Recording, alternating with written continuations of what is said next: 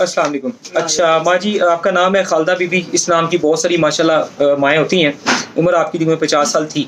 तो आपने हमारी 10 दिन की दवाई खाई है। 17/3/2024 को आप लेके गए हैं, चौथा और ये 5वां महीना चल रहा है। आपने 10 दिन की दवाई ली है और काफ़ी दिनों के बाद आप दोबारा आए हैं, ठीक है जी। और तकरीबन 1100 रुपये की आपकी दवाई थी और आपको 10 साल पहले फालिज की शिकायत थी, ऐसा ही है? जी।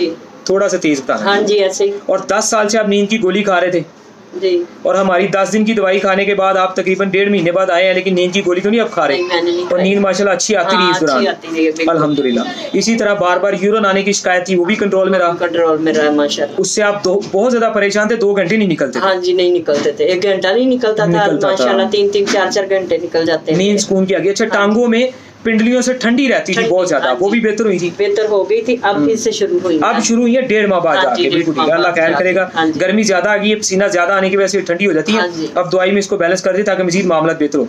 मोशन बार बार आना, थोड़ा आना, ये परेशानी रहती थी, अब बेहतर आ रहा है? हाँ जी, बिल्कुल। अच्छा, एक बहुत बड़ा मसला ये था कि शुगर थी और 100-180 रहती थी, कंट्रोल में है। लेकिन हमारी दवाई खाने के बाद जब आपने चेक करवाई तो कितनी आई?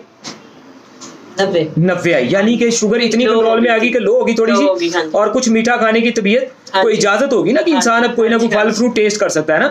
और चक्कर आते थे, वो तो नहीं आया फिर? नहीं, बात करते करते सांस चढ़ता था बहुत ज्यादा, लेकिन अब तो नहीं चल रहा ना? अल्लाह का शुक्र है, अब ठीक। तो माशाल्लाह बहुत सारी चीजें आपकी अभी तक बेहतर है। हाँ जी। ठीक है जी।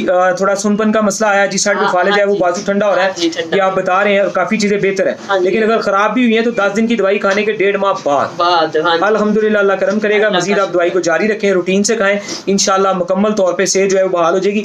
इस उम्र में भी दवाइयाँ अच्छी तरह काम कर रही हैं और आपने मेरा ख्याल है परहेज वगैरह पे भी पूरी तवज्जो दी हो? नहीं दी।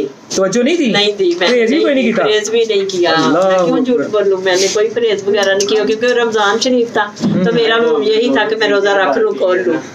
हाँ जी, चाहे मैंने परहेज भी कोई नहीं किया, फिर भी अल्लाह दी खैर है कि बहुत मसले ठीक हो गए।